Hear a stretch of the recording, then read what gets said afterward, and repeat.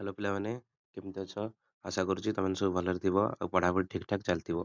ଚାଲ ଆଜି ଆମେ ଜୀବବିଜ୍ଞାନର 25ଟି କ୍ୱେଶ୍ଚିନ୍ ଡିସ୍କସନ୍ କରିବା, ଯୋଉଟାକି ତମର ହାଫ୍ ଇୟର୍ଲି ପରୀକ୍ଷାରେ ପଡ଼ିବାର ସମ୍ଭାବନା ଅଛି। ଆଉ ଭିଡ଼ିଓଟି ଭଲ ଲାଗିଲେ ଭିଡ଼ିଓଟିକୁ ଲାଇକ୍ କରିଦେବ, ଆଉ ସବସ୍କ୍ରାଇବ୍ ନୂଆ ନୂଆ ପିଲା ଆସିଥିଲେ ସବସ୍କ୍ରାଇବ୍ କରିନେବ, ଆଉ ସାଙ୍ଗମାନଙ୍କୁ ସେୟାର କରିନେବ। ଦେନ୍ ଚାଲ ଡିସ୍କସନ୍ କରିବା କ୍ୱେଶ୍ଚିନ୍ ଗୁଡ଼ିକୁ। ଦେଇଛି ଖାଦ୍ୟାଭ୍ୟାସକୁ ଆଧାର କରି କେଉଁଟି ଅନ୍ୟ ତିନିଠାରୁ ପୃଥକ ଅଟେ?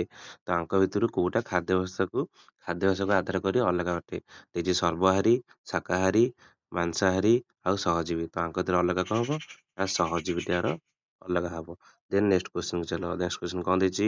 ନା ଆଲୋକ ସଂଶ୍ଳେଷଣକୁ ଆଲୋକ ପ୍ରକ୍ରିୟା ଓ ଅନ୍ଧକାର ପ୍ରକ୍ରିୟା ଭାବେ କେଉଁ ବୈଜ୍ଞାନିକ ପ୍ରଥମେ ବିଭକ୍ତ କରିଥିଲେ?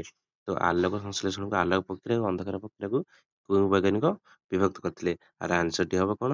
ନା ବ୍ଲାକ୍ ମ୍ୟାନ୍। ମତେ କହିବ ତମ କମେଣ୍ଟ ସେକ୍ସନରେ ଜଣେଇବ ଯେ କେବେ ଏ ପୁରସ୍କାର ପାଇଥିଲେ, ବ୍ଲାକ୍ ମ୍ୟାନ୍ କେବେ ନୋବେଲ ପୁରସ୍କାର ପାଇଥିଲେ ମତେ କମେଣ୍ଟରେ ତମେ ଜଣାଅ। ନେକ୍ସଟ କ୍ୱେଶ୍ଚିନ୍, ନିମ୍ନୋକ୍ତ ମଧ୍ୟରୁ କେଉଁଟି ଶୋଷଣର ପର୍ଯ୍ୟାୟ ନୁହେଁ? ଆଙ୍କ ଭିତରୁ କୋଉଟା ଶୋଷଣର ପର୍ଯ୍ୟାୟ ନୁହେଁ? ସମ୍ପାଦନ, ଗ୍ୟାସ୍ ବିନିମୟ, ତାପରେ ହଉଛି ଗ୍ୟାସ୍ ପରିବହନ ଆଉ ବିସରଣ। ଆଙ୍କ ଭିତରେ ଆନ୍ସରଟି କଣ ହବ? ବିସରଣ। କଣ ହବ? ନା ବିସରଣ। ଆଙ୍କର ଆନ୍ସର କଣ ହବ? ବିସରଣ। ଦେନ୍ ନେକ୍ସଟ କ୍ୱେଶ୍ଚିନ୍ ଲକ୍ଷ୍ୟ କର। ନେକ୍ସଟ କ୍ୱେଶ୍ଚିନ୍ ଦେଇଛି କେଉଁଟି ବାୟୁ ଅପଜୀବୀ ଶୋଷଣରେ ପେଶୀ କୋଷର ଶର୍କରାର ଅନ୍ତିମ ପରିଣତ ଅଟେ? ଆଙ୍କ ଭିତରେ କୋଉଠି ଶୋଷଣର ପେଶୀ କୋଷରେ ଆମର ଶର୍କରା ଭାବେ ଦେଖାଯାଇଥାଏ? ତାର ଆନ୍ସର ହେଉଛି କଣ? ନା CO2, ଜଳ ଆଣ୍ଡ ଶକ୍ତି। କଣ? CO2, ଜଳ ଆଉ ଶକ୍ତି। ତାପରେ ନେକ୍ସଟ କ୍ୱେଶ୍ଚିନ୍ ଦେଖ, ଲକ୍ଷ୍ୟ କର। ଦେଇଛି ଶୋଷଣରେ ମୁଖ୍ୟ ଅଂଶ ଓ ଶ୍ୱାସନଳିକାର କ୍ଷୁଦ୍ର ଅଂଶର ନାମ ଯଥାକ୍ରମେ କଣ? କହିଲେ ଶୋଷନଳୀର ମୁଖ୍ୟ ଅଂଶ, ଆମର ଶ୍ୱାସନଳୀର ମୁଖ୍ୟ ଅଂଶ ଆଉ ଶ୍ୱାସନଳୀର କ୍ଷୁଦ୍ର ଅଂଶର ନାମ କଣ ପଚାରିଛି? ତ ଶ୍ୱାସନଳୀର ମୁଖ୍ୟ ଅଂଶ ହଉଛି ଆମର ଶ୍ୱାସନଳିକା, ଆଉ ତାର କ୍ଷୁଦ୍ର ଅଂଶ ହଉଛି କଣ? ଆଉ ତାର କ୍ଷୁଦ୍ର ଅଂଶ ହଉଛି କୋଟରିକା। ବୁଝିହଉଛି ତ? ତ ଶ୍ୱାସନଳୀର ମୁଖ୍ୟ ଅଂଶ ହଉଛି ଶ୍ୱାସନଳିକା ଆଉ ତାର କ୍ଷୁଦ୍ର ଅଂଶ ହଉଛି କୋଟରିକା।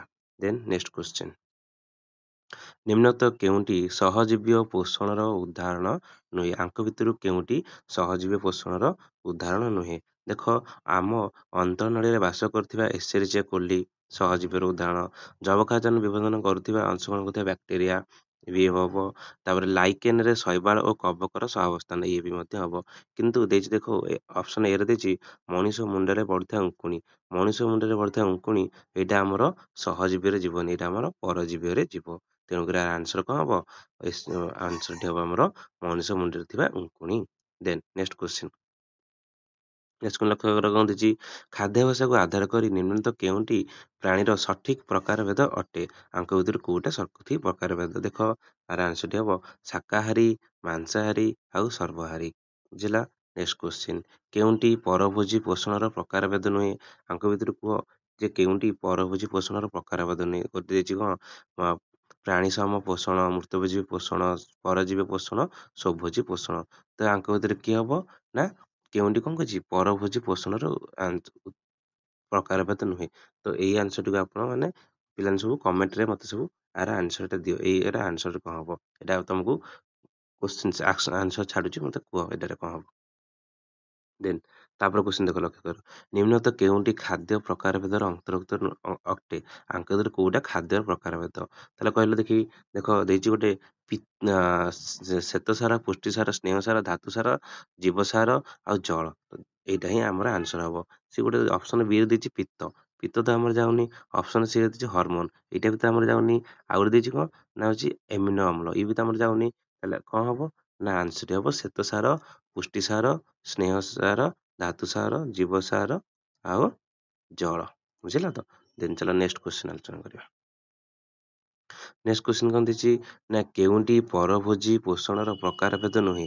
ଆଙ୍କ ଭିତରୁ କେଉଁଟି ପରଭୋଜୀ ପୋଷଣର ପ୍ରକାରଭେଦ ନୁହେଁ? ଦେଖ, ମୁଁ ଦେଇଛି ପ୍ରାଣୀ ସମ ପୋଷଣ ଅଛି, ମୃତଭୋଜୀ ପୋଷଣ ଅଛି, ପରଜୀବୀ ପୋଷଣ ଅଛି, ସ୍ୱଭୋଜୀ ପୋଷଣଟା କଣ ହବ? ଆଙ୍କ ଭିତରେ କିଏ କେଉଁଟି ପରଭୋଜୀ ପୋଷଣର ପ୍ରକାରଭେଦ ନୁହେଁ? ତାହେଲେ କୁହ ଏଇଟା। ଏଇଟା ବି ତମେ କମେଣ୍ଟ ସେକ୍ସନ ମତେ ଆର ଆନ୍ସରଟି ଜଣାଇବ। ଦେନ୍ ତାପରେ କ୍ୱେଶ୍ଚିନ୍ ଦେଖ, ନାକପୁଡ଼ା ଦୁଇଟିର ଅଗ କାହା ଦ୍ୱାରା ଗଠିତ ହୋଇଥାଏ? ନାକପୁଡ଼ା ଦୁଇଟିର ଅଗ କାହା ଦ୍ୱାରା ଗଠିତ ହୋଇଥାଏ? ନା ଆମର ଉପାସ୍ଥି ଦ୍ୱାରା ଗଠିତ ହୋଇଥାଏ। କାହା ଦ୍ୱାରା ଗଠିତ ହୋଇଥାଏ? ଉପାସ୍ଥି ଦ୍ୱାରା ଗଠିତ ହୋଇଥାଏ। ଲକ୍ଷ୍ୟ କରିବ, ଏଇଟା ଉପାସ୍ଥି। ଦେନ୍ ନେକ୍ସଟ କ୍ୱେଶ୍ଚିନ୍, କେଉଁ ପ୍ରକାର ଜୀବର ବହୁ ବିଭାଜନକୁ ସାଇଜୋଗୋନିଆ କୁହାଯାଏ? କେଉଁ ପ୍ରକାର ଜୀବର ବହୁ ବିଭାଜନକୁ ସାଇ ଯୋଗନିଆ କୁହାଯାଏ। ଦେଖ କହିଛି କେଉଁ ପ୍ରକାର ଜୀବର ବହୁ ବିଭାଜନକୁ ସାଇଜୋଗନି କୁହାଯାଏ।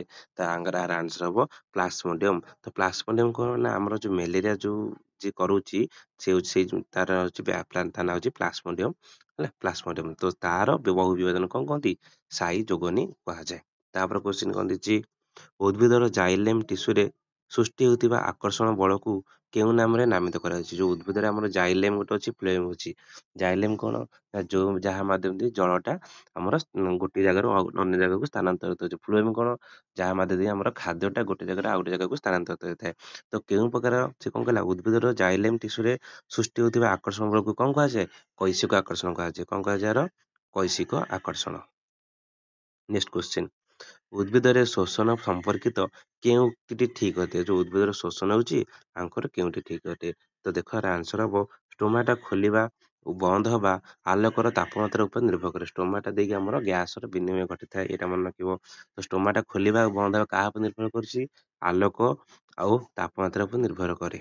ଦେନ୍ ନେକ୍ସଟ କ୍ୱେଶ୍ଚିନ ଦେଇଛି କଣ ନା ଯେଉଁ ପ୍ରକ୍ରିୟାରେ ରକ୍ତରୁ ଗ୍ଲୁକୋଜ ଓ ଏମିନୋ ଅମ୍ଳ ଶୋଷଣ ହୋଇଥାଏ ତାହାକୁ କଣ କରାଯାଏ ଆମର ଏଇଟା ହଉଛି ବିଶରଣ ତାକୁ କହନ୍ତି ପୁନଃ ଶୋଷଣ କହନ୍ତି। କଣ କହନ୍ତି ତାକୁ ପୁନଃ ଶୋଷଣ ମାନେ ଆଉ ଥରେ କଣ ହବ ସେଟା ନା ପୁଣି ଥରେ ତାକୁ ଶୋଷଣ ହେଲା ତାକୁ କଣ କହନ୍ତି ପୁନଃ ଶୋଷଣ ବୋଲି କୁହାଯାଏ। ତ ପୁନଃ ଶୋଷଣ ହେଉଛି ତାର ଆନ୍ସର। ଦେନ୍ କେଉଁ ହରମୋନ ଶରୀରର ବୃଦ୍ଧି ନିୟନ୍ତ୍ରଣ କରିବା ସାହାଯ୍ୟ କରିଥାଏ। ତ ଶରୀର ବୃଦ୍ଧି ପାଇଁ କୋଉ ହରମୋନ ଦରକାର ଗ୍ରୋଥ ହରମୋନ ଦରକାର ମାନେ GH ହରମୋନ ଗ୍ରୋଥ ହରମୋନ। ଦେନ୍ ପଚାରୁଛି ମନୁଷ୍ୟ ହୃତ୍ପିଣ୍ଡର ଗଠନ ସମ୍ବନ୍ଧରେ କେଉଁ ଉକ୍ତିଟି ଠିକ ଅଟେ। ତ ମନୁଷ୍ୟ ହୃତ୍ପିଣ୍ଡର ଲମ୍ବ ଓସାର ଆଉ ଓଜନ ବିଷୟରେ କୁହ। ତ ଦେଖ ମନୁଷ୍ୟ ହୃତ୍ପିଣ୍ଡର ଲମ୍ବ ହଉଛି 12 ସେଣ୍ଟିମିଟର ତାର ପ୍ରସ୍ତ ହଉଛି ଓସାର ହଉଛି 9 ସେଣ୍ଟିମିଟର ଆଉ ଓଜନ ହଉଛି 250 ରୁ 300 ଗ୍ରାମ। ଦେନ୍ ନେକ୍ସଟ କ୍ୱେଶ୍ଚିନ ଦେଇଛି ଦେଖ କଣ ଦେଇଛି ନା ବିଭିନ୍ନ ଜୀବମାନଙ୍କ ଠାରେ ହୃତ୍ପିଣ୍ଡର କୋଠରୀ ସଂଖ୍ୟା ଅନୁଯାୟୀ କେଉଁ ଉକ୍ତିଟି ଭୁଲ ଅଟେ। ତ ଆଙ୍କ ଭିତରୁ କୋଉଟା ଭୁଲ ପଚାରିଛି ଆମେ ଜାଣିଛୁ କହିଲ ମାଛର ହୃତ୍ପିଣ୍ଡ କେତେ ପ୍ରକୋଷ୍ଠ ବିଶିଷ୍ଟ ମାଛର ହୃତ୍ପିଣ୍ଡ 2 ପ୍ରକୋଷ୍ଠ ବିଶିଷ୍ଟ ଗୋଟିଏ ଅଳିନ୍ଦ ଆଉ ଗୋଟିଏ ନୀଳୟ। ସେମିତି ବେଙ୍ଗର ହୃତ୍ପିଣ୍ଡ କେତେ ପ୍ରକୋଷ୍ଠ ବିଶିଷ୍ଟ ବେଙ୍ଗର ହୃତ୍ପିଣ୍ଡ ମଧ୍ୟ କଣ 3 ପ୍ରକୋଷ୍ଠ ବିଶିଷ୍ଟ ଗୋଟେ ହଉଛି କଣ ଗୋଟିଏ ବାମ ଅଳିନ୍ଦ ଦକ୍ଷିଣ ଅଳିନ୍ଦ ଆଉ ନୀଳୟ ବୁଝିଲା ତ। ତାପରେ କହିଲା ଆଉ କଣ ମନୁଷ୍ୟ ହୃତ୍ପିଣ୍ଡ କେତେ ପ୍ରକୋଷ୍ଠ ବିଶିଷ୍ଟ ନା ମନୁଷ୍ୟ ହୃତ୍ପିଣ୍ଡ କେତେ ପ୍ରକୋଷ୍ଠ ବିଶିଷ୍ଟ 4 ପ୍ରକୋଷ୍ଠ ବିଶିଷ୍ଟ ବୁଝିଲା ତ। ତ ଅଳିନ୍ଦ ବାମ ଅଳିନ୍ଦ ବାମ ନୀଳୟ ଦକ୍ଷିଣ ଅଳିନ୍ଦ ଦକ୍ଷିଣ ନୀଳୟ। ଦେନ୍ ନେକ୍ସଟ କ୍ୱେଶ୍ଚନ ଲକ୍ଷ୍ୟ କର କଣ ଦେଇଛି ରକ୍ତ ଜମାଟ ବାନ୍ଧିବା ପ୍ରକ୍ରିୟା ସହ କେଉଁ ଉକ୍ତିଟି ଠିକ ନୁହେଁ ମାନେ ରକ୍ତ ଯୋଉ ଜମାଟ ବାନ୍ଧୁଛି ଆଙ୍କ ଭିତରୁ କୋଉଟା ଠିକ ନୁହେଁ। ତ ଆଙ୍କ ଭିତରୁ କୋଉଟା ବି ଠିକ ନୁହେଁ ଏଥିମଧ୍ୟରୁ କୌଣସିଟି ବି ନୁହେଁ। ଆର ଆନ୍ସର ହବ କଣ ଏଥିମଧ୍ୟରୁ କୌଣସିଟି ନୁହେଁ ବୁଝିଲା ତ। ହିରୋଡିନ ରକ୍ତକୁ ଜମାଟ ବାନ୍ଧିବାକୁ ଦିଏ ନାହିଁ ଏଇଟା ସବୁ କୌଣସି ବି ଠିକ ନୁହେଁ। ତାପରେ ଦେଖ କେଉଁ ଶବ୍ଦ ସମୂହ ଉଦ୍ଭିଦର ପୋଷକ ପରିବହନ ସହ ସଂଶ୍ଳିଷ୍ଟ ନୁହେଁ। ତାଙ୍କ ଭିତରୁ କୋଉଟା ହବ ନାହିଁ। ଦେଖ ଆମର କହିଛି ରକ୍ତଚାପ ଏଇଟା ଉଦ୍ଭିଦ ସହିତ କୁଆଡେ ଆସିଲା ରକ୍ତଚାପ ତ ଆମର ମନୁଷ୍ୟରେ ଆସୁଛି ସିଗ୍ମା ମାନୋମିଟର। ତାପରେ ହଉଛି ସିଷ୍ଟୋଲିକ ଚାପ ଡାଇଷ୍ଟୋଲିକ ଚାପ 120 80/120 ଯୋଉ ଆମର ଅଛି 180 80 ବାଇ ସିଷ୍ଟୋଲିକ 80 ବାଇ ଡାଇଷ୍ଟୋଲିକ ହେଲା ଏଇଟା ଆମେ ମନେ ରଖିବ।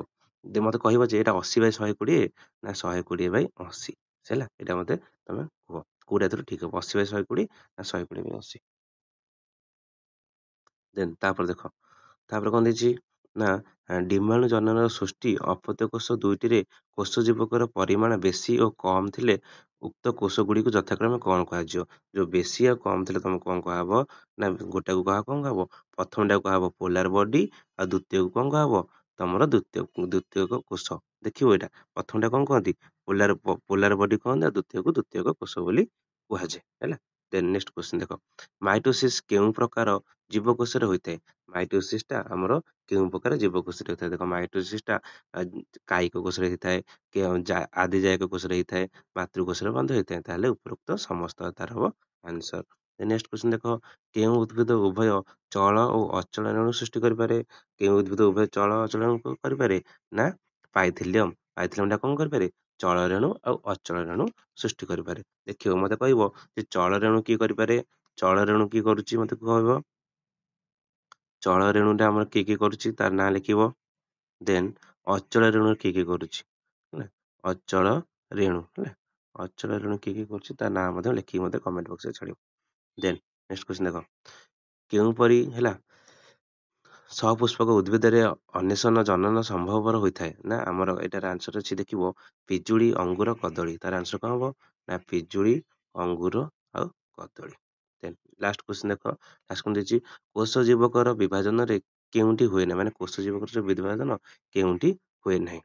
କହିବ ତାଙ୍କ ଭିତରୁ କୋଉଟା ହୁଏ ନାହିଁ ନା ମାତୃକୋଷ ଜୀବକୋଷର ଦୁଇ ଭାଗ ବିଭକ୍ତ ହୋଇ ଦୁଇଟି ସମରୂପୀ ଅପତ୍ୟ କୋଷରେ ପରିଣତ ହୁଏ, ନା ଉଦ୍ଭିଦ ମାତୃକୋଷର କପାଟିକାରେ ଦେଖାଯାଏ, ନା ପ୍ରାଣୀ ମାତୃକୋଷର କପାଟିକା ଦେଖାଯାଏ, ନା ପ୍ରାଣୀ ମାତୃକୋଷର କୋଷ ଜୀବକର ସଂକୋଚନ ହୋଇ ଦୁଇଟି ଅପତ୍ୟ କୋଷର ସୃଷ୍ଟି ହୋଇଥାଏ। କହିଛି କଣ ନା ସେ କହିଛି କୋଉଠି ହୁଏ ନାହିଁ ମତେ କହିବ। ତ ଏଇଟାର ଆନ୍ସର ମୁଁ ତମକୁ ଛାଡୁଛି, ମତେ ଏଇଟା କୁହ ହେଲା।